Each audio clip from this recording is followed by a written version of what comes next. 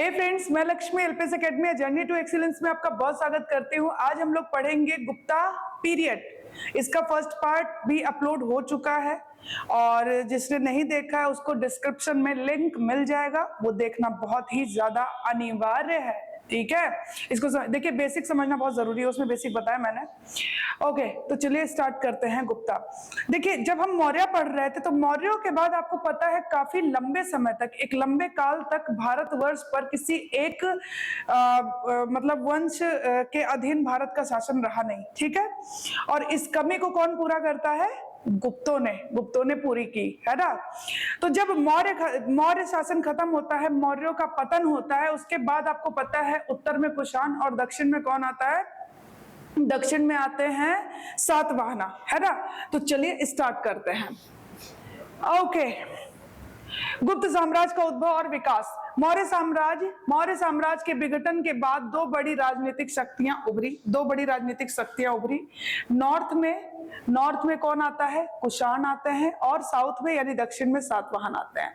ईसा की तीसरी सदी तक साम्राज्य इनका समाप्त हो जाता है, इन दोनों का। उत्तर में जो कुषाण है, दक्षिण में जो आपके ये है, क्या नाम है, सातवाहन, इन दोनों का जो शासन है वो ईसा की तीसरी सदी तक समाप्त हो जाता है, यानी 200 से लेकर 300 एडी तक ये रहता है। ठीक है, मध्य भारत में कौन रहता है? कुषाणों का शासन 230 ईस्वी तक समाप्त हो जाता है, और अब बड़ा भाग मुरुंडों के अधीन आ जाता है, मुरुंडों के कब्जे में आ जाता है।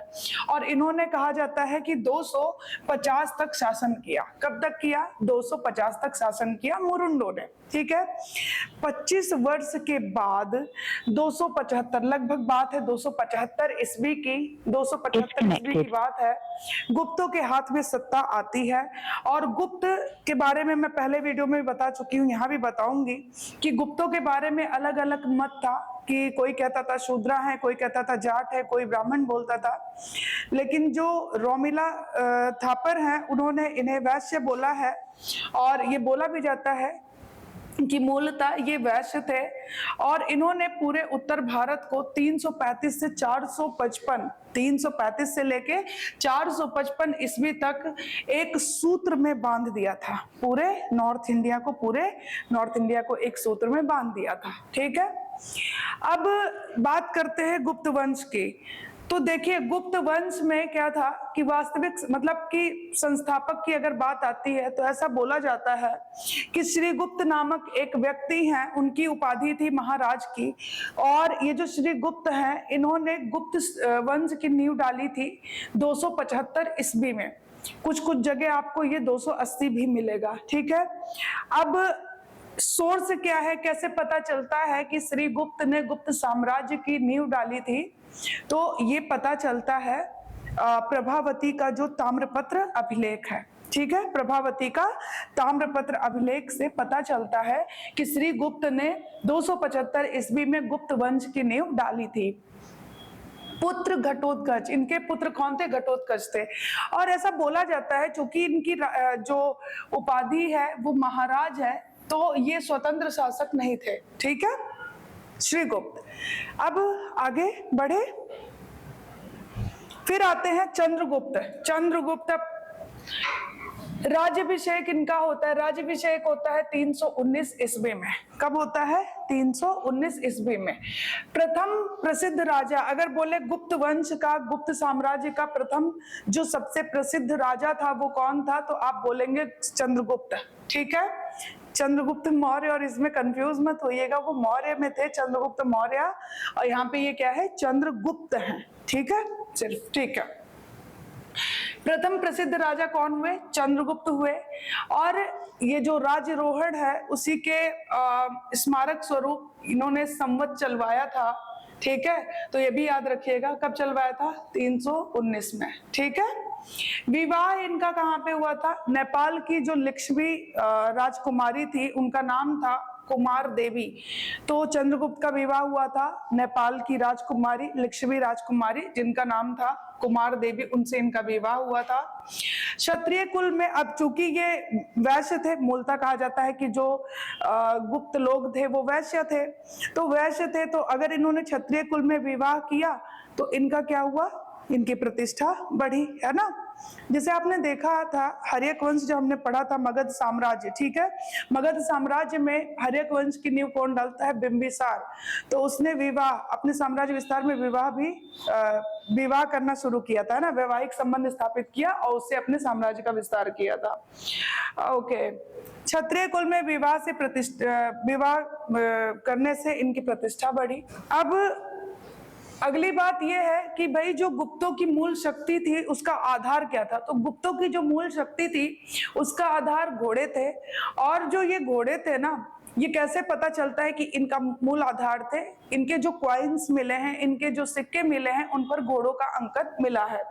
गुप्त मध्य और दक्षिण बिहार, वर्तमान का जो झारखंड है, तो वहां मध्य भारत और दक्षिणी बिहार, यहाँ पे जो लौह अयस्क है ना, आयरन ओर, उसका उपयोग किया, तो उससे भी लाभ हुआ। और साथ में बाइजेंटाइन यानी कि जो पूर्वी रोम है ना, तो पूर्वी रोम के साथ रेशम व्यापार करने वाले उत्तर भारत के जो इलाके थे पड़ोस, वो वहां पे रहते थे, ठीक है, तो उसका भी इन्होंने काफी लाभ उठाया, ठीक है। इन अनुकूल स्थितियों के बल पर गुप्तों ने अपने आधिपत्य को कहां तक कायम किया? अनुगंग यानी मध्य गंगा का मैदान, ठीक है, प्रयाग यानी वर्तमान का आप देखो प्रयागराज, इलाहाबाद है ना, साकेत आधुनिक अयोध्या, और मगध यहाँ पे स्थापित किया, ठीक है। चलो आगे बढ़ते हैं, समुद्रगुप्त की बात करते हैं। अब चंद्रगुप्त कैसे पता चलता है कि समुद्रगुप्त आए? प्रयाग प्रशस्ति का तो नाम आपने सुना ही होगा, है ना। प्रयाग प्रशस्ति क्या होती है? प्रशस्ति मतलब तारीफ, उसमें सिर्फ विजयों की ही बात की जाती है, अच्छाइयों की बात की जाती है, ठीक है, ये याद रखिएगा। प्रशस्ति का मतलब ये होता है तारीफ, ठीक है। तो देखिए उसी से ही पता चलता है कि अपने जीवन काल में ये जो चंद्रगुप्त हैं, इन्होंने अपने पुत्र समुद्रगुप्त के हाथ में सारा राजकाज देकर और सन्यासी हो गए थे और जंगल चले गए थे। अब यहाँ पे कंफ्यूज होने वाली बात है, क्योंकि आप मौर्य काल में देखेंगे कि जो चंद्रगुप्त मौर्य थे, उन्होंने क्या किया था, जब अकाल पड़ा था तो बिंदुसार के हाथ में सब कुछ छोड़ के और दक्षिण में चले गए थे, श्रवण बेलगोला, है ना, तो कंफ्यूज नहीं होना है। खैर, समुद्रगुप्त की बात करते हैं तो इनका टाइमिंग देखिए टाइमिंग के लिए आप लोग परेशान मत होइएगा, मैं बता रही हूँ, हिस्ट्री में ये बहुत प्रॉब्लम होती है। कहीं पे आपको 335 से 380 मिलेगा, कहीं पे आपको 350 से 375 मिलेगा, तो मैं तो कहूंगी 350 से 75 ये वाला देखिए, ठीक है, ध्यान से सुनिए। पिता इनके कौन है? चंद्रगुप्त प्रथम है ना, और माता कौन सी है? कुमार देवी हैं। लिक्ष्मी थी ना, लिक्ष्मी नेपाल की राजकुमारी कुमार देवी। अश्वमेध यज्ञ किया था इन्होंने। अब ये जो समुद्रगुप्त है, इन्होंने अश्वमेध यज्ञ किया और इन्होंने उपाधि क्या ले ली थी? अश्वमेध हर्ता। मोस्ट इंपॉर्टेंट, इन्हें कविराज भी कहा जाता है, ये भी याद रखना है। श्रीलंका का शासक था, नाम था उसका मेघवर्मन। उसने क्या किया था, जो समुद्रगुप्त से गया में बुद्ध मंदिर बनवाने की इजाजत मांगी थी, परमिशन मांगी थी, ठीक है, ये भी याद रखना है आपको। आगे बढ़े, देखिए समुद्रगुप्त ने साम्राज्य का अपार विस्तार किया, वह अशोक के विपरीत। अब अशोक क्या करता था? धम्म की नीति पर चला। जब उसने कलिंगा का युद्ध किया 261 में, तो उसके बाद उसका हृदय द्रवित हो गया और वो अपने आप को कहता था कि मैं इतना कैसे निर्दयी हो सकता हूं। तो उसने सीधा बुद्ध धर्म की दीक्षा ली और फिर मतलब अब उसने सांस्कृतिक विजय पाने का निश्चय किया, है ना, अन्य राज्यों पर। तो लेकिन इनका उनके मतलब जो अशोका थे उनके विपरीत, मतलब उनके विपरीत ये क्या करेगा, वह हिंसा और विजय में आनंद पाता था। ये हिंसात्मक प्रवृत्ति का था और इसी में इसको अच्छा लगता था, ठीक है। इसके दरबारी कवि हरिसेन, तो हरिसेन प्रयाग प्रशस्ति हरिसेन का ही लेख है, तो इसके दरबारी कवि हरिसेन ने इसके पराक्रम को उदात्त वर्णन किया है ना। समुद्रगुप्त ने इलाहाबाद के अशोक स्तंभ पर अपनी विजय प्राप्ति का अभिलेख खुदवाया था। तो आपको ये पता होना चाहिए कि जो कौशाम्बी में है, कौशाम्बी में था वो, ठीक है, अशोक स्तंभ पर ही उत्कीर्ण करवाया गया था। समुद्रगुप्त को लिच्छवी कन्या से उत्पन्न बताया गया है। लिच्छवी कन्या कौन है, बार बार ना बोलते रहिए नाम, कुमार देवी है ना। ये सोर्स से जानने का कि समुद्रगुप्त की माताजी कौन थी। और दक्षिणापथ के शासकों के प्रति इसने ग्रह मोक्ष अनुग्रह की नीति अपनाई थी। इसने दक्षिण के राज्यों को विजय किया और विजय करने के बाद उन्हें स्वायत्त यानी उन्हें स्वतंत्र कर दिया। इसी को बोल रहा है, यही लिखा हुआ है, ठीक है, आसान शब्द यही है। चलो, समुद्रगुप्त द्वारा विजित क्षेत्रों को 5 समूहों में बांटा गया है। पहला समूह है, पहला जो है वो है गंगा यमुना दो आप। दो आप मतलब दो पानियों के बीच का जो क्षेत्र होता है, आप मतलब पानी, है ना।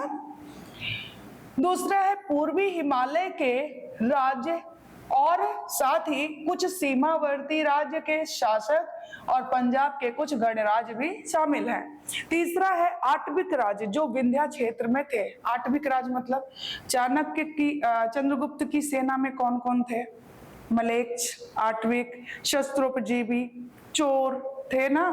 तो आटविक मतलब कौन, शिकारी, जिनसे कहा जाता है 1000 करशापन में चाणक्य ने खरीदा था, किससे, शिकारी से, आटविकों से, ठीक है, वही लिखा है आटविक, शब्द आपको जानने हैं। चौथा है पूर्वी दक्कन और दक्षिण भारत के 12 शासक हैं। फिर पांचवा है शक कुषाण के नाम, जिनमें से कुछ ऐसे थे जो अफगान में राज करते थे।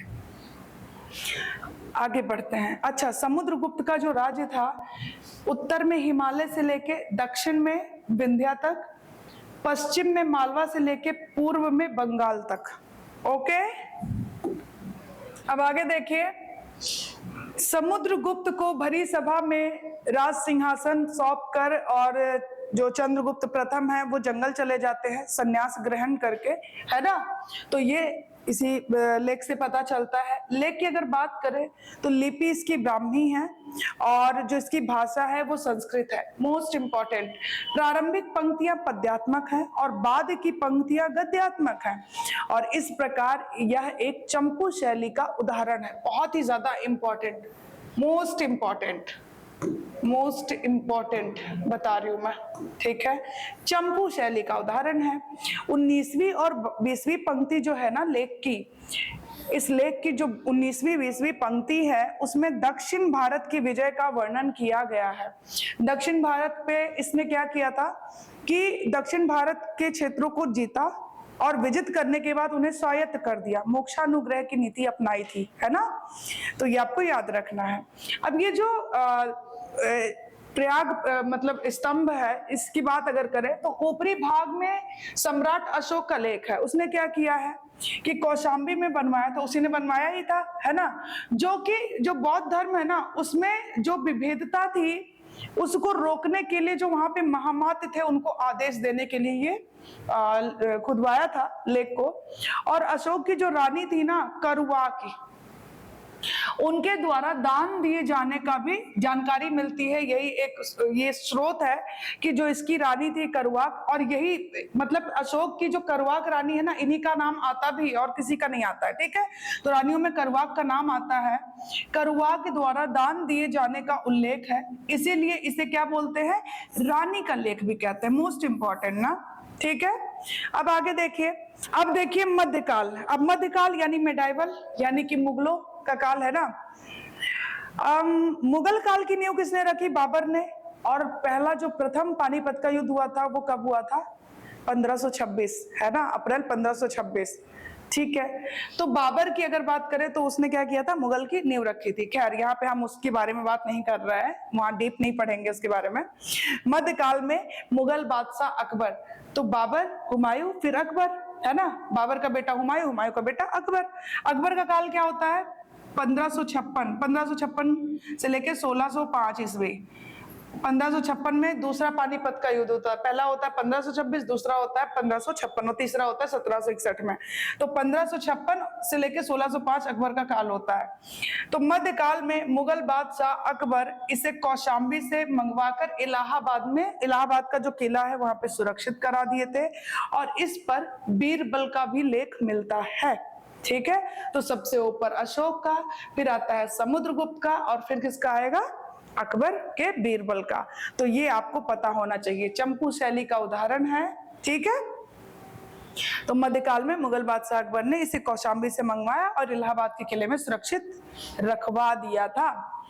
अब समुद्रगुप्त के सिक्कों की अगर बात करते हैं तो विविध प्रकार के सिक्के प्राप्त हुए हैं, स्वर्ण मुद्राएं, जिसमें से एक है बीड़ा वादन प्रकार का। बीड़ा वादन यानी कि उसका जो मुख्य भाग है, क्वाइंस है, क्वाइंस का जो मुख्य भाग है उस पर समुद्रगुप्त को मतलब राजा की आकृति बनी हुई है बीड़ा बजाते हुए, और जो पिछला भाग है, पृष्ठ भाग है, उस पर लक्ष्मी देवी कारण को दिया लिखा हुआ है ना, एक प्लेट ली हुई है, उसमें से मतलब सोने के सिक्के मतलब गिर रहा है। आपने ऐसी पिक देखी भी होगी देवी लक्ष्मी की। ठीक है, तो बीड़ा वादन प्रकार का मतलब हाथ में ऐसे करके रहती है ना, मतलब हाथ में एक प्लेट होता है, उससे कॉइन्स निकल रहा है ना, सिक्के निकलते हैं।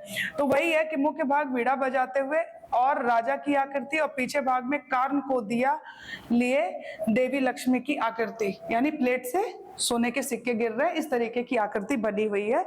जो प्लेट देवी लक्ष्मी के हाथ में है, ऐसी आकृति बनी हुई है। चलिए,